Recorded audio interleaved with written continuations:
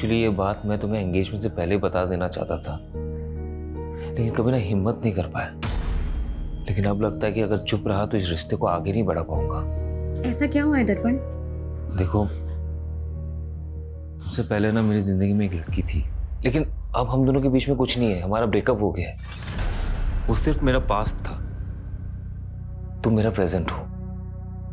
अब हम दोनों के बीच में कोई नहीं आएगा।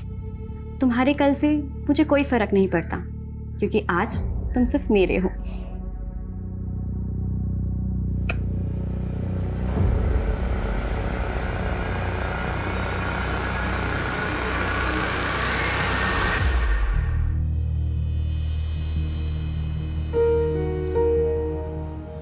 ये बुके मैंने तुम्हारे लिए बनाए हैं। पसंद आया तुम्हें? मुझे ये सब कुछ बिल्कुल पसंद नहीं। दर्पण बेटा 25 नंबर निकाल, 25 नंबर। अरे अरे aunty aunty aunty please please please, मुझसे नहीं, सब चीटिंग वीटिंग नहीं होता। प्लीज मुझसे ये सब मत करो आप। हाँ, जब ये डेट होती है और मंथ हो फेब तो क्या बात होती है। उस डेट में दिन में भी 14वीं की रात होती है। नंबर है 14। ये तो मेरे कार्ड में है।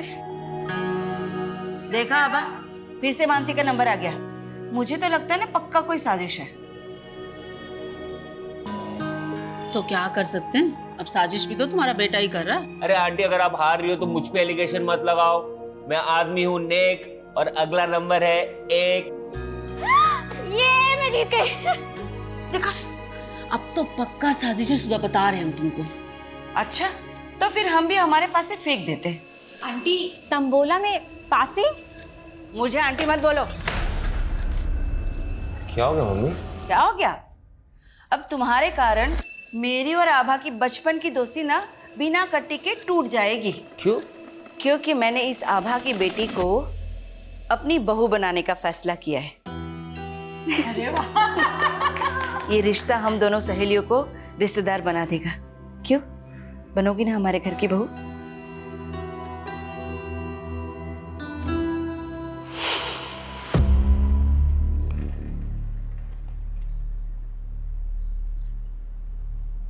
Neha, happy Valentine's day! I love you Neha.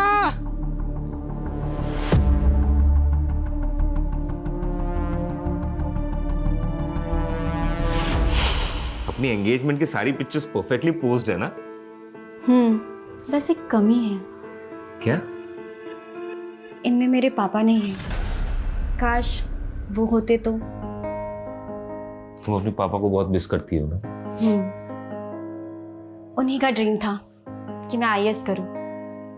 दर्पण, क्या हम शादी पोस्टपोन नहीं कर सकते?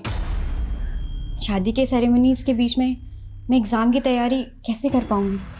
आई अंडरस्टैंड मानसी, लेकिन मम्मी का ये कहना है कि ये परफेक्ट मुहूर्त है शादी के लिए।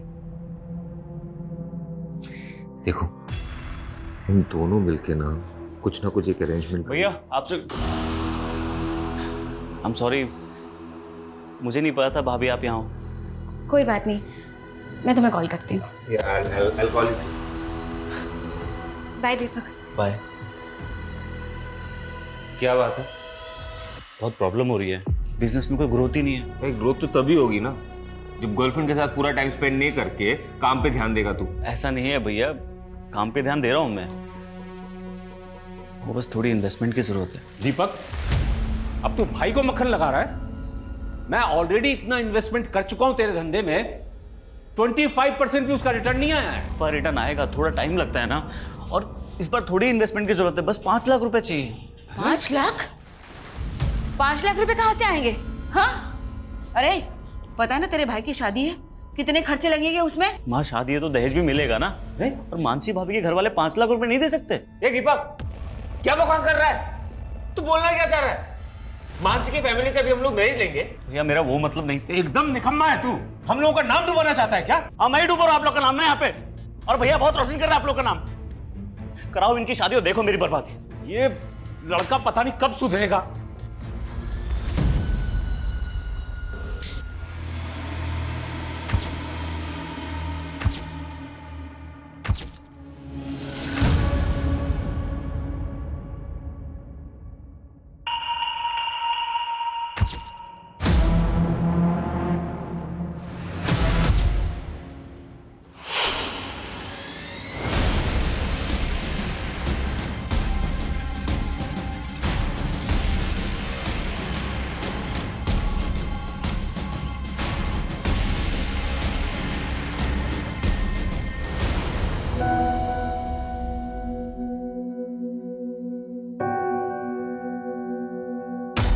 मैं तुम्हारे बिना जी नहीं सकता मानसी,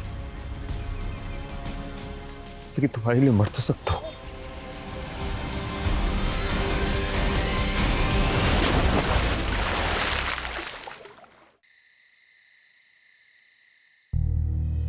क्या हुआ दर्पण, तुम पूरे सेरेमनी में इतने एक्साइटेड थे और अब तुम्हारा मुंह लटक गया।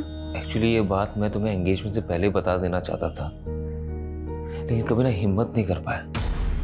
लेकिन अब लगता है कि अगर चुप रहा तो इस रिश्ते को आगे नहीं बढ़ा पाऊंगा। ऐसा क्या हुआ है दर्पण?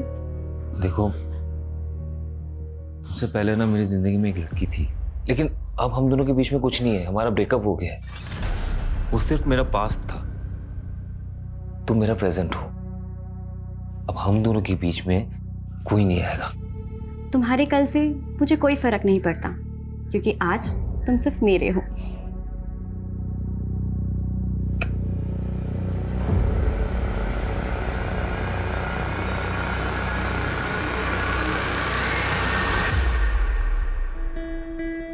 अरे वाह, ये हुई ना बात। बहुत प्यारी लग रही हो, किसी की नजर ना लगे। थैंक्स मम्मी जी। अच्छा बेटा, तुम कोचिंग क्लास पढ़ाते हुए महीने का कितना कमा लेती हो? यही कोई 18,000। तुम्हें पता है, मेरा दर्पण ना हर महीने अपनी पूरी तनख्वाह मेरे हाथ में लाके रखता है। तुम भी वैसा ही करोगी ना? वो मैं आपको आधी सैलरी दे दूंगी। आधी क्यों? क्योंकि अब मेरी दो मम्मी जी हैं, तो अपनी आधी सैलरी मैं अपनी मम्मी जी को दूंगी। देखो बेटा, आभा ने तो तुम्हारा कन्यादान कर दिया है ना, अब तो तुम इस घर की गृह लक्ष्मी हो, इसलिए तुम अब से पूरी की पूरी तनख्वाह ना मुझे ला कर देना, ठीक है? जी मम्मी जी।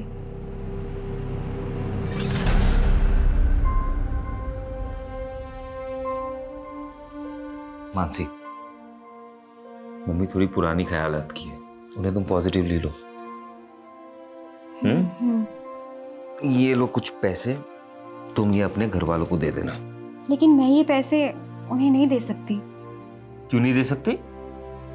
मैं कोई गैर हूं क्या? अरे उनका दामाद हूं। मैंने उन्हें प्रॉमिस किया है कि मैं आपको हमेशा खुश रखूंगा। प्रॉमिस किया था ना? हाँ, चलो इसे रखो और अभी स्माइल कर दो, प्लीज प्लीज प्लीज प्लीज।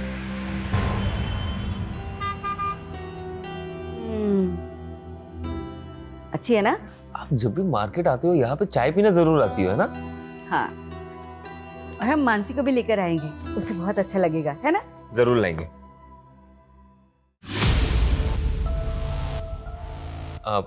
माँ आप चाय पियो, मैं बस 1 मिनट में। यहाँ पे क्या कर रही हो? तुम्हें देखने आई थी। तुम मुझे बुला सकते हो पर मैं नहीं। क्यों पीछा कर रही हो?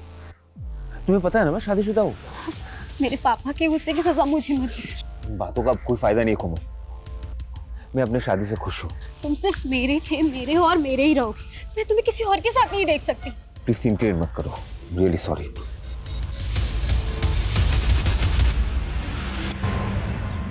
सर, मैं यहाँ सालों से पूरी डेडिकेशन के साथ कोचिंग दे रही हूँ और आपने मेरी आधी सैलरी काट ली। देखो मानसी, तुमने अपनी शादी के लिए 10 दिन की छुट्टी ली थी, तब मैंने 1 पैसा नहीं काटा। लेकिन उसके बाद तुमने यूपीएससी एग्जाम के लिए और 15 दिन की छुट्टी ले ली। लेकिन सर, ये छुट्टी तो आपने ही मुझे खुद दी थी और कहा था कि एग्जाम की तैयारी मैं अच्छे से करूं। हाँ दी थी, क्योंकि मुझे लगा था कि तुम अच्छे रैंक से पास हो जाओगे तो यहाँ ज़्यादा से ज़्यादा स्टूडेंट्स आकर तुमसे पढ़ेंगे। लेकिन तुमने तो एग्जाम भी क्लियर नहीं किया। अब मेरा फ़ायदा नहीं होगा तो मैं तो पैसे काटूंगा ही ना। अरे मानसी, अपनी शादी में इनवाइट नहीं किया मुझे, अब तक नाराज हो? नमन प्लीज स्टॉप बॉदरिंग मी।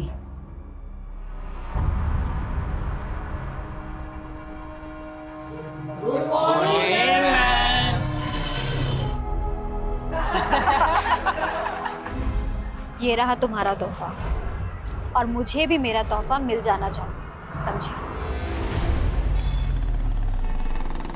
दर्पण, मैं खाना बना रही हूँ। I will call you back. माँ, बाबा और दीपक तो शादी के फंक्शन में गए ना, तो फिर खाना किसके लिए बना रही हो? तुम और मैं है ना। मानसी, तुम्हें पता नहीं है क्या? स्पेशल नाइट है, शादी के बाद हमारा पहला वैलेंटाइन है। मैं इन सब डेज पे बिलीव नहीं करती। तो क्या हुआ, मैं तो मानता हूँ ना। देखो, मैंने ना तुम्हारे लिए एक सरप्राइज प्लान किया। पर दर्पण,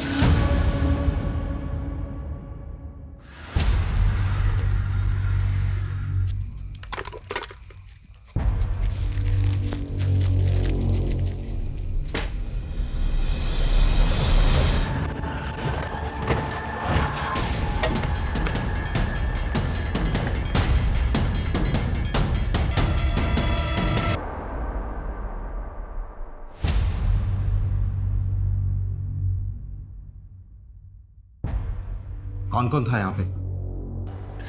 शादी के बाद ये हमारा पहला वैलेंटाइन था। मानसी, क्या हुआ? पीछे हटिया। सर लगता है क्रिमिनल ये लॉक तोड़ के अंदर आए होंगे, क्योंकि लूट के भी निशान लग रहे हैं सर। कहीं किसी गैंग का काम तो नहीं सर ये?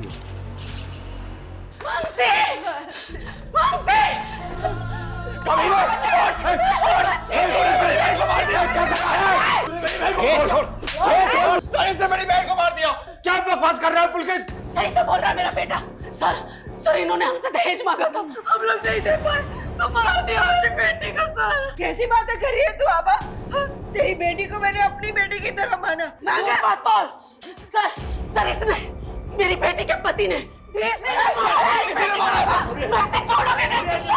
इसने मेरी बेटी को मारा, मैं इसे छोड़ोगे नहीं। जब मानसी का मर्डर हुआ तेरे अलावा घर पर कोई नहीं था। अब सच सच बोल, किसने मारा उसे? बोल। मुझे जितना मारना है आप मुझे मार लीजिए इंस्पेक्टर साहब, लेकिन ये मत कहिए कि मैंने उसे मारा है। सर इसके बाप ने इसकी जमानत करवा ली है। नहीं बर्दाश्त हो रहा मुझसे। मैं मानसी के बिना जीना नहीं चाहता, इसलिए आत्महत्या कर रहा हूं। मैं तुम्हारे बिना जी नहीं सकता मानसी।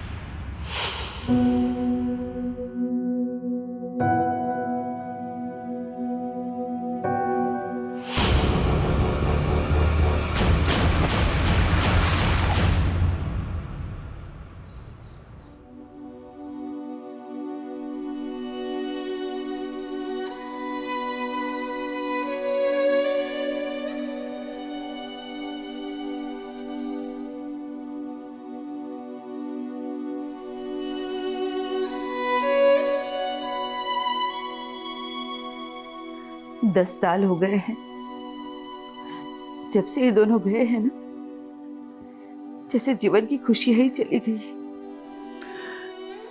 इनकी कमी तो पूरी नहीं की जा सकती सुधा,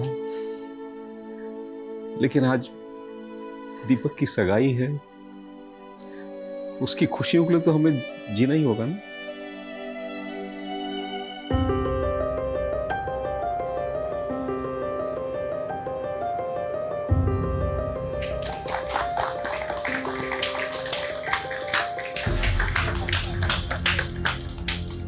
वाह सुधा वाह, मेरी बेटी की जिंदगी बर्बाद करके अब दूसरे के घर की बेटी की जिंदगी बर्बाद करने चली है। तुमने अगर अपनी बेटी खोई है ना, तो हमने भी अपना बेटा खोया है। अगर तुमने पहले ही हम पर भरोसा किया होता ना, तो ये दिन नहीं देखना पड़ता। भरोसे के लायक हो तुम लोग। हाँ, अरे एकदम घटिया लोग हैं ये। पुलकित मत कर। इस दीपक के बड़े भाई ने मेरी बहन से शादी करके उसका मर्डर कर दिया। अब ये आपकी बेटी को भी नहीं छोड़ेंगे। हाँ, ऐसा कुछ नहीं, झूठ बोल रही है इशिका। पापा कैसे लोग हैं? नहीं करनी मुझे यहाँ शादी। और तुम बर्फी देवी जी सुनिए, मेरी बात सुनिए। अरे ऐसा कुछ छोड़ूंगा नहीं तुझे मैं।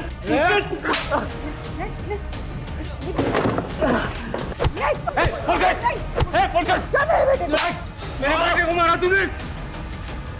पुलिस बुलाओ। बस झगड़ा नहीं करना। बहुत हो गया पुलकित। सर, इस दीपक के भाई ने मेरी बहन को मारा था। बहन को मारा? सर वो एक 10 साल पुराना केस था। हाँ, हमारे आरोप झूठे नहीं थे सर। एक मिनट। क्यों सर, सच्चाई भी ना बताएं?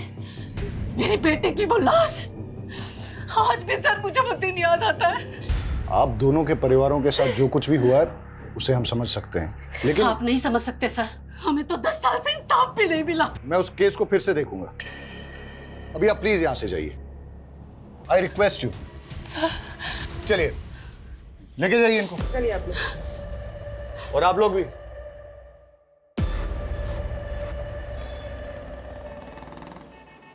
हेलो। हाँ सुधा, अरे कहाँ हो तुम? मैं बाजार आई थी सब्जियां लेने के लिए।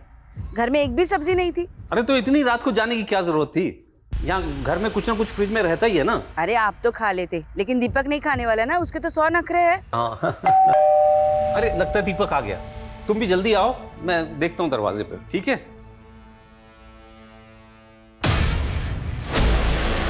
आज सुबह ना खीर बनाई है मैंने, आपकी सास को बहुत पसंद है ना, लेते जाइएगा उनके लिए। अरे हाँ दीदी, आपके हाथों की खीर की बहुत तारीफ करती है मेरी माँ जी। अच्छा, आज खिला भी दीजिएगा। अरुण जी!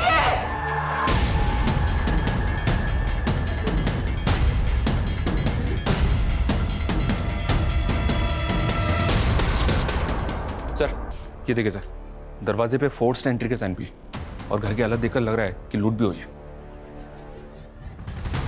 कैसे हुआ ये सब?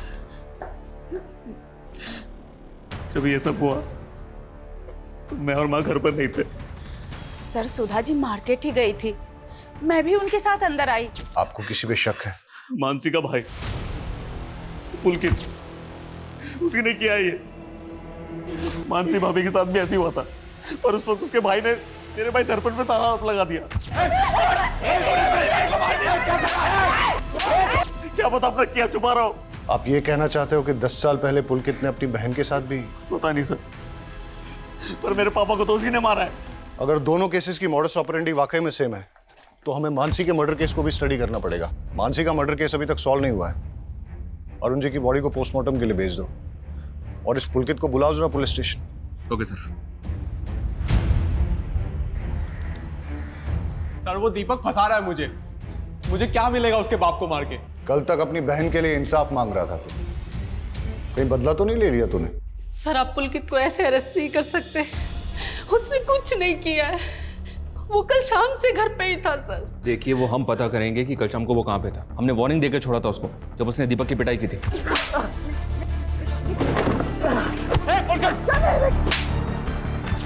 पर अब नहीं, अभी आप प्लीज यहाँ से जाइए और हमें अपना काम करने दीजिए। मानसी और अरुण के मर्डर की पोस्टमार्टम रिपोर्ट में काफी सिमिलैरिटीज हैं। दोनों केसेस में पीठ पे एक ही तरह से और एक ही तरह के चाकू से वार हुआ है और दोनों ही मर्डर वेपन्स पे फिंगरप्रिंट्स नहीं है। मतलब साफ है सर, ये कातिल ने ग्लव्स पहन रखे होंगे। क्राइम सीन पे मेन लॉक को तोड़ा गया है, फिर लूट हुई है, लेकिन कोई भी अननोन फिंगरप्रिंट डिटेक्ट नहीं हुआ है। अच्छा सर, मानसी केस में पुलिस की थ्योरी थी कि ये काम किसी गैंग का हो सकता है, लेकिन ऐसे किसी गैंग का अभी तक पता चला नहीं है। दोनों ही केसेस में या तो क्रिमिनल एक ही है, या अगर अरुण का कत्ल किसी और ने भी किया है तो उसने मानसी के मर्डर केस का मॉडस ऑपरेंडी कॉपी किया है। लेकिन अरुण के केस में किसी ऐसे इंसान का पता नहीं चलता जिसकी अरुण के साथ या अरुण की फैमिली के साथ कोई रंजिश हो, सिवाय मानसी की फैमिली के। और ये पुलकित भी कुछ भी नहीं होगा। ये मानसी के मर्डर केस में दर्पण प्राइम सस्पेक्ट था, जिसने कि सुसाइड कर लिया था। मैं तुम्हारे बिना जी नहीं सकता मानसी। लेकिन उसके बाद पुलिस की सस्पेक्ट लिस्ट में एक कोमल नाम की लड़की थी, जो कि दर्पण की एक्स गर्लफ्रेंड थी। हाँ सर, लेकिन उस पर कोई आरोप साबित नहीं हुआ था। और सोचने वाली बात यह है कि 10 साल बाद वो अरुण का कत्ल क्यों करेंगे? अगर हमें अरुण के कत्ल और मानसी के मर्डर केस को जोड़ के देखना है तो हमें मानसी मर्डर केस के हर साक्ष्य से पूछताछ करनी होगी। मैंने एसीपी साहब से केस रीओपन करने की परमिशन ले ली है। तुम मानसी और दर्पण की फैमिली की सारी डिटेल्स निकालो, तब तक मैं इस कोमल से मिलके आता हूँ। सर दर्पण मेरा पास था और अब मैं किसी और की पत्नी हूँ। आप प्लीज़ पुरानी बातें करके मेरी मैरिड लाइफ डिस्टर्ब कर रहे हैं। अब ये एक डबल मर्डर केस है, इसलिए पूछताछ में आपको हमारा सहयोग करना ही होगा। सर मैं पहले ही सब कुछ बता चुकी हूँ। तो फिर से बता दीजिए, मानसी और दर्पण की शादी के बाद क्या आप कभी दर्पण से मिली? तुम्हें पता है ना मैं शादीशुदा हूँ। तुम सिर्फ मेरे थे, मेरे हो और मेरे ही रहोगे। मैं तुम्हें किसी और के साथ नहीं देख सकती। नहीं। 10 साल पहले वैलेंटाइन डे की रात को जब मानसी का मर्डर हुआ था, तब आप कहाँ थे? सर मुझे नहीं याद है, और मैं भला मानसी को क्यों मरवाऊंगी। ये रहा तुम्हारा तोहफा, और मुझे भी मेरा तोहफा मिल जाना चाहिए।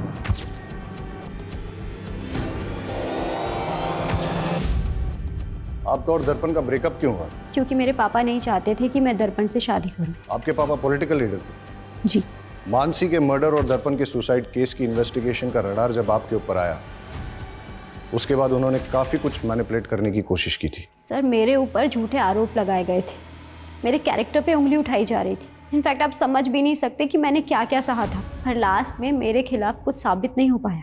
मानसी का मर्डर केस अब रीओपन हुआ है। अगर आपके स्टेटमेंट में कुछ भी झूठ निकला तो फिर आप देख लीजिएगा।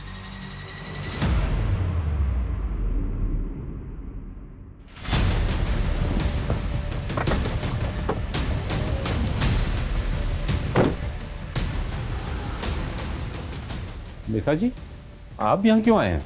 तुम लोगों की वजह से पुलिस मेरी बेटी को परेशान कर रही है। अगर इन सब बातों की गाज मेरी पॉलिटिकल इमेज पर पड़ी तो मैं तुम लोगों को छोड़ूंगा नहीं। इसलिए कल मीडिया के सामने जाइए और ये कहिए कि इस केस का मेरा और मेरी बेटी से कोई संबंध नहीं है। आपको अपनी इमेज की पड़ी है और हम अपना बेटा और बहू खो करके चुप बैठ जाएं? अरुण जी, कहीं ऐसा ना हो बहू और बेटे के पास में पूरा खानदान पहुंच जाए।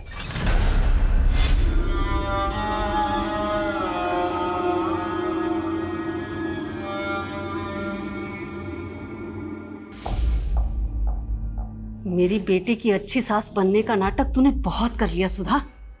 हाँ भा, तुझे अभी भी अपनी बेटी की ही पड़ी है? अरे मैंने तो अपना बेटा, अपनी बहू, अपने पति तक को खो दिया है। तुझे याद है हम दोनों ने अपने बच्चों के लिए कई सपने देखे थे। वो सब एक छलावा था। मेरी बेटी की हाय लगेगी तुझे, और तुझे तेरे किए की सजा जरूर मिलेगी, देख लेना। मतलब ये सब कुछ तेरा बेटा? उसे अंदर भेज के ये मत सोच लेना कि मैं झुक जाऊंगी। उसे तो मैं छुड़ा ही लूंगी, लेकिन तुझे कहीं का नहीं छोड़ूंगी, याद रखना।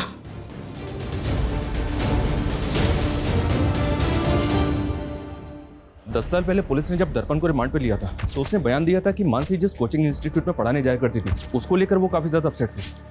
लेकिन सर केस फाइल देख के लग नहीं रहा है कि पुलिस ने ज्यादा इंक्वायरी की थी। चलो अब हम इंक्वायरी करते हैं।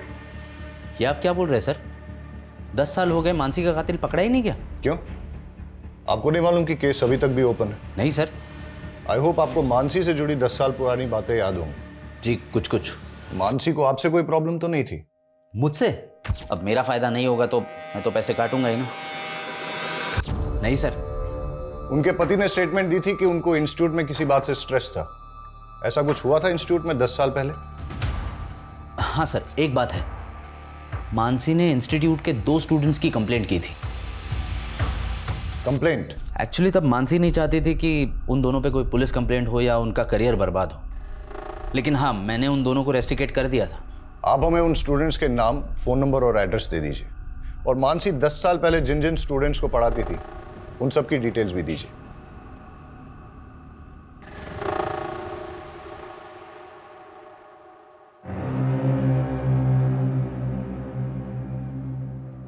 मम्मी ये लो, दवाई खा लो।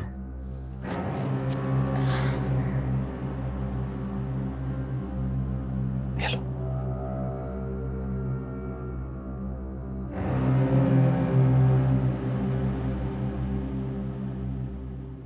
मम्मी मुझे लगता है ना इस घर में मनुष्यत का दाग लग चुका है। हम एक काम करते हैं, इस घर को बेच देते हैं और कहीं और जाके फिर से नई जिंदगी की शुरुआत करते हैं।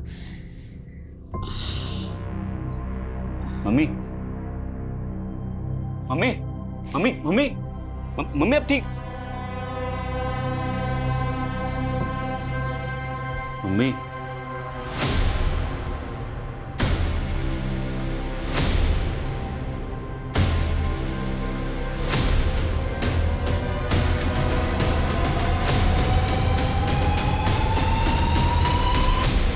सर हम मानते हैं कि हम उस टाइम पे थोड़ा शरारती थे, लेकिन शरारती बालिग थे तुम। क्लास में न्यूड स्केच ड्रॉ किया और अपनी टीचर पर अभद्र कमेंट लिखा। इसी की वजह से तुम्हें इंस्टीट्यूट से रस्टिकेट किया गया था, है ना? और हो सकता है कि बदला लेने के लिए तुमने मानसी को। नहीं नहीं सर, माना तब हमसे गलती हो गई थी सर, लेकिन हमने कोई क्राइम नहीं किया सर। औरतों पे अभद्र टिप्पणी करना, 10 साल पहले तो इसमें बेल भी हो जाती थी, अब तो बेल भी नहीं होती इसमें। सर लेकिन क्या सबूत है कि हमने ही मानसी मैम को मारा था? 10 साल बाद तुम दोनों को ढूंढ लिया ना, सबूत भी ढूंढ ही लेंगे।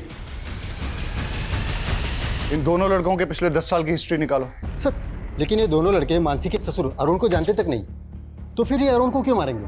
लेकिन दोनों के पास मानसी को मर्डर करने का मोटिव है। अब तो ये इन्वेस्टिगेशन में आगे जाके ही पता चलेगा कि दोनों केसेस में क्रिमिनल सेम है या दोनों केसेस अलग अलग है। सर पिछले 10 साल का सबसे बड़ा राज तो हमारे सामने आया ही नहीं। कौन सा राज? मैंने इन दोनों फैमिलीज का पिछले 10 साल का ब्यौरा निकाला। मानसी की बहन श्रद्धा की शादी मानसी की मौत के महज 25 दिन के बाद हो गई थी। अक्सर लोग फैमिली मेंबर की डेथ के बाद तकरीबन 1 साल तक कोई मांगलिक कार्य करते नहीं है। लेकिन श्रद्धा की शादी का इस केस से क्या लेना देना? श्रद्धा के CDR में एक अनाथाश्रम का नंबर मिला सर, यहाँ श्रद्धा पिछले 10 साल से आ जा रही है। आश्रम में इंक्वायरी की तो पता चला कि श्रद्धा वहाँ मानसी की बेटी से मिलने जाती है। मानसी की बेटी? सर वो मानसी दीदी नहीं चाहती थी कि किसी को ये बात पता लगे। लेकिन इसके बारे में आपके माँ या भाई ने भी कभी कुछ ऐसा बताया नहीं हमें। सर उन्हें बदनामी का डर था, लेकिन सच बात तो ये है कि दर्पण जी से शादी करने से पहले ही दीदी ने उस लड़की को जन्म दिया था। लेकिन इस बात का उनके मर्डर से कोई लेना देना नहीं हो सकता। ये आप डिसाइड नहीं करेंगे, आप हमें सिर्फ इतना बताइए कि उस बच्ची का पिता कौन है। नमन झा, वो दीदी के साथ इंस्टीट्यूट में पढ़ाते थे। मेरे और मानसी की बेटी? क्या मजाक कर रहे हैं सर, हम दोनों तो सिर्फ कलीग्स थे, यहाँ तक कि दोस्त भी नहीं थे सर। कमाल है, फिर भी मानसी को लव लेटर्स और गिफ्ट्स भेजा करते थे। ये मानसी की बहन ने दिखाया हमेशा। वो सर, मैं मानसी को पसंद करता था, लेकिन प्यार सर एक तरफा था मेरा। बच्चा कहाँ से आया? सर वही तो मैं बोल रहा हूँ, मेरे और मानसी के बीच फिजिकल रिलेशन था ही नहीं, तो बच्चा कहाँ से होगा? डीएनए टेस्ट करवाओ इसका।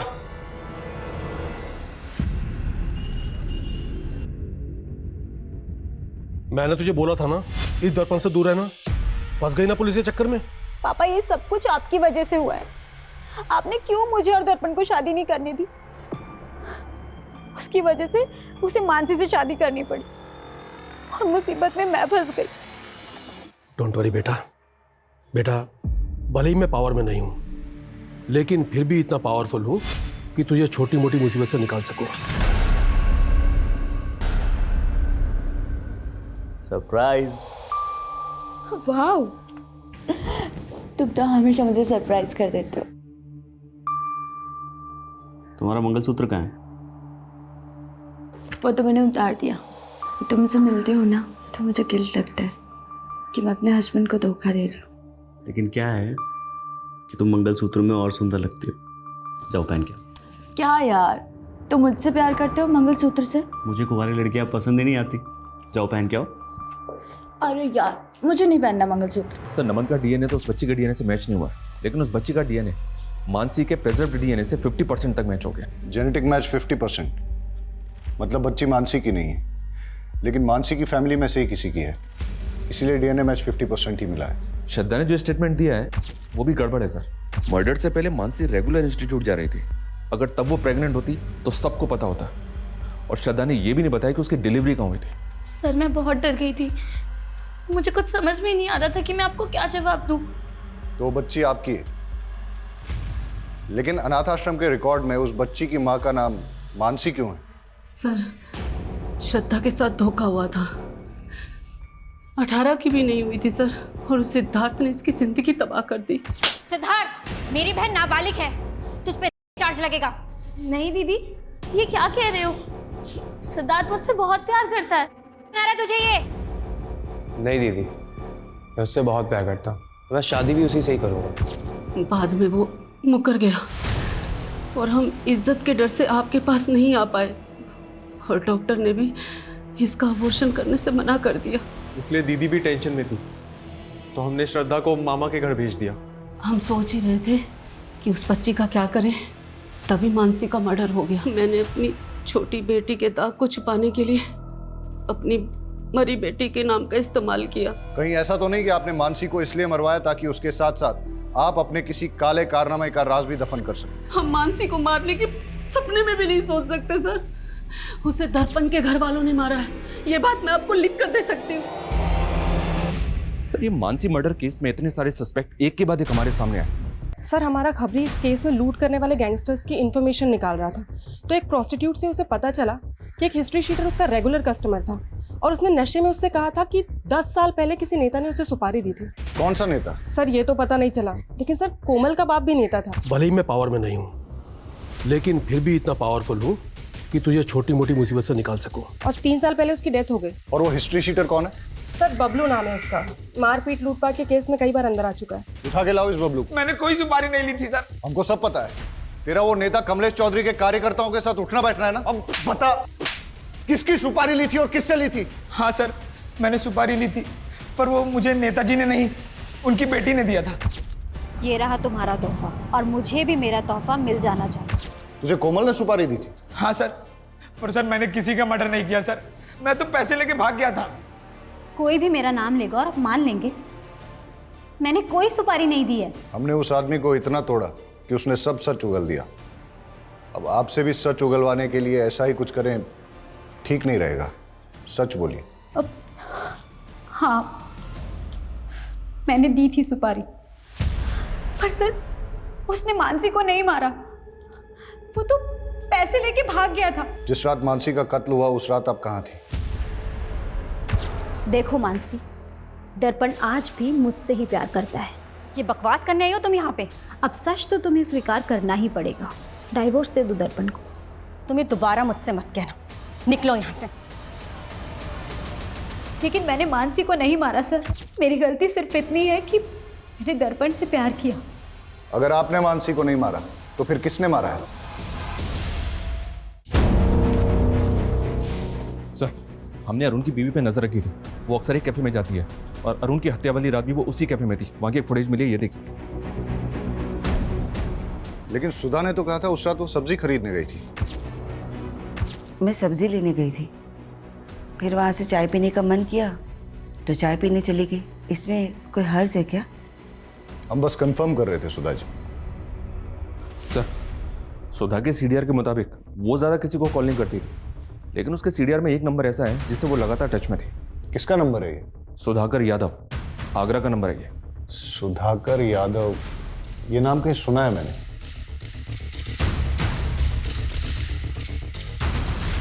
मानसी मर्डर केस में इससे पूछताछ हुई थी। दर्पण का दोस्त है ये, मिलते हैं इससे। सर, मैं ही सुधाकर हूँ, लेकिन मैंने कभी भी दर्पण की माँ को कॉल नहीं किया है। सुधा के कॉल डिटेल्स में ही मिला है हमें ये नंबर। ये नंबर आप ही के नाम पे है ना? सर, मैंने कभी ये नंबर लिया ही नहीं। ये नंबर आपके आईडी पे लिया गया है। आपने नहीं लिया तो किसने लिया है? सर, मुझे कुछ समझ में नहीं आ रहा है। आपने अपने ओरिजिनल डॉक्यूमेंट्स कभी किसी को दिए? यार दर्पण, पक्का मेरा काम हो जाएगा कृषि विभाग का। यार, मानसी के फादर भी कृषि विभाग में थे। मानसी को वहां पे सब लोग जानते हैं। मुझे नहीं लगता कोई प्रॉब्लम होगा। फिर मानसी भाभी का खून हो गया और दर्पण ने सुसाइड कर लिया। मैं तुम्हारे बिना जी नहीं सकता मानसी। मैंने दीपक से कई बार कहा कि मेरे ओरिजिनल डॉक्यूमेंट्स दर्पण के पास है, प्लीज़ मुझे ला के दे दो, लेकिन उसने कहा कि उसे डॉक्यूमेंट्स मिले ही नहीं।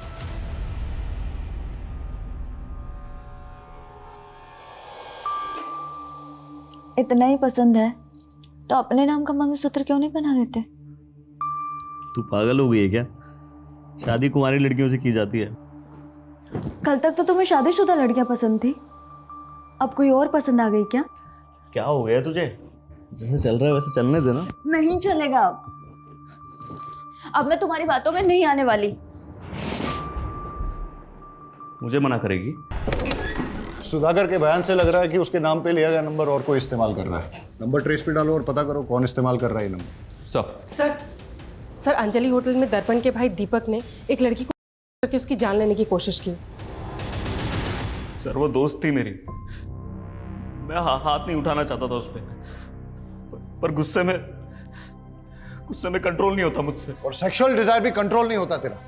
दर्जनों अफेयर थे तेरे। कहीं मानसी पे भी तेरी बुरी नजर तो नहीं थी? नहीं सर। सुधाकर के डॉक्यूमेंट्स का मिसयूज करके फोन नंबर किसके लिए लिया? मैं इस बारे में कुछ नहीं जानता। जानता नहीं है या अपनी माँ के फोन से उस नंबर पे रेगुलर कॉल किया करता था? नहीं सर, मैंने ऐसा कुछ नहीं किया है।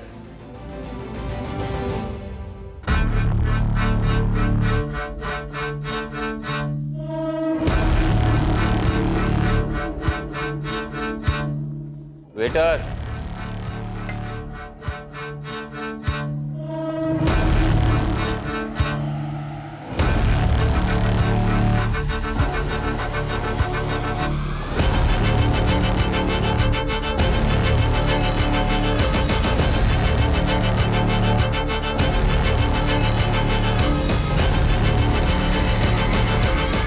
श्योर ये आदमी वही है? कंफर्म नहीं है सर, पर वो आगरा जाने वाली बस में चढ़ा है। मैं उसी बस को फॉलो कर रहा हूँ। मैं उस बस के रूट वाले स्टैंड पे हूँ। मैं बस पे चढ़ता हूँ, तुम बस को फॉलो करो। Okay sir.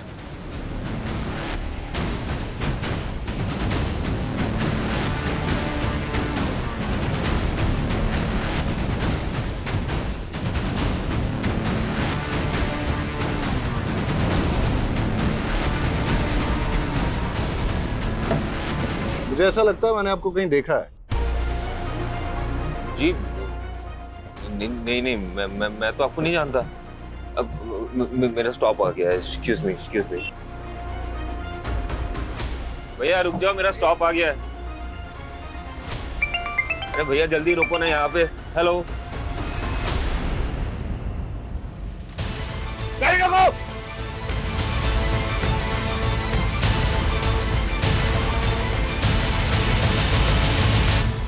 बहुत शातिर चाल चली तूने दर्पण। मानसी के मर्डर केस में तुझे फांसी ना हो जाए इसलिए अपना नाम और पहचान बदल ली। तेरी गर्लफ्रेंड कोमल ने हमें सब कुछ बता दिया है। सारे फसाद की जड़ तो वही है ना सर। मैं कोमल से बहुत प्यार करता था, उससे शादी करना चाहता था। मेरी माँ जब हमारे रिश्ता लेके उसके घर पे गई तो उसके बाप ने मेरी माँ की बहुत बेइज्जती की और ये मुझसे बर्दाश्त नहीं हुआ। तो मैंने कोमल को छोड़ के मानसी से शादी कर ली। लेकिन आए दिन कोमल मुझे ये एहसास दिलाती रही कि वो मुझसे कितना प्यार करती है। तुम मुझे बुला सकते हो पर मैंने मेरे पापा के गुस्से की सजा मुझे मिली। बचपन से काफी लड़कियों ने मेरी प्रपोजल ठुकराया सर। मुझे ये सब कुछ बिल्कुल पसंद नहीं। I love you, Neha. कोमल एक लौती थी जो मुझसे बहुत प्यार करती थी। वो मेरे लिए कुछ भी कर सकती थी और ये बात मेरे लिए बहुत बड़ी थी। मानसी को धोखा देके मैं कोमल से मिलने लगा। मेरी माँ को मुझ पे शक हो गया तो उन्होंने मुझ पे नज़र रखने के लिए मेरे पीछे एक प्राइवेट डिटेक्टिव लगा दिया। उस प्राइवेट डिटेक्टिव ने हमारे कुछ फोटोज़ खींचे, मेरे और कोमल के। कुछ दिन बाद वो फोटोज़ मानसी ने देख ली। कहते थे कोमल सिर्फ तुम्हारा पास्ट थी और अब हम दोनों के बीच कोई नहीं आएगा, तो फिर ये क्या है? देखो मानसी, मैं कोमल को भुला नहीं पा रहा हूँ। बेहतर यही होगा कि तुम मुझे डिवोर्स दे दो। क्या? एक म्यान में दो तलवार तो नहीं हो सकती ना सर। तो मैंने वो तलवार चुनी जिसमें मोहब्बत की रवानगी थी। मेरी गलती सिर्फ इतनी थी सर कि मैंने दर्पण से प्यार किया और उसने मेरे लिए मानसी को मार दिया। सर जब मुझे ये बात पता चली तो मैं बहुत डर गई थी और मैंने उससे दूरी बना ली। मुझे पता था पुलिस एक दिन मुझे मानसी के कत्ल में सूली चढ़ाएगी, तो मैंने अपने कद काठी का एक भिखारी ढूंढा, उसे पैसों की लालच दी, उसे कपड़े दिए और तालाब में फेंक दिया। और फिर हुलिया बदल के तू गायब हो गया और सुधाकर का आईडी था तेरे पास, उसके नाम पे तूने एक फोन नंबर भी ले लिया। एक बात बता मेरे को, तेरी इन काली करतूतों के बारे में तेरी माँ को पता है? और अपने पिता को क्यों मारा तूने? माँ उन्हें दिलासा देना चाहती थी कि मैं जिंदा हूँ। दर्पण तू जिंदा है? हाँ हमारा बेटा जिंदा है। झूठ बोला तुमने मुझसे, इतने दिनों छुपा के रखा। अभी पुलिस को फोन लगाता हूँ मैं। नहीं अरे क्या करे, कट कीजिए, हमारा बेटा है वो। उन्होंने मेरे सामने मेरी माँ को थप्पड़ मारा था और मुझे धमकी दिया कि अंदर करवा देगा। उस दिन तो मैं वहां से चला गया। माँ हूं मैं, मेरे लिए मेरे बच्चे से बढ़कर कुछ भी नहीं। एक कातिल की माँ हो आप और अपने बेटे के गुनाह में बराबर की भागीदार हो। प्यार और ममता में लोग इतने अंधे हो जाते हैं कि वो ये देख ही नहीं पाते कि दर्पण जैसे लोग कितने खतरनाक हैं। इस तरह के लोग न तो रिश्तों की परवाह करते हैं, न ही जज्बातों की। और अक्सर ऐसे लोगों को पहचानने में हम लोग गलती कर देते हैं। आज भी हमारे देश में कई औरतें ऐसी हैं जो अपने पति के अत्याचार और घरेलू हिंसा की शिकार हैं, लेकिन जीवन भर सहती रहती हैं। अगर अन्याय के खिलाफ आवाज न उठाई जाए तो उनका हश्र यह भी हो सकता है कि वो अपनी जान गंवा दे, जैसा कि मानसी के साथ हुआ।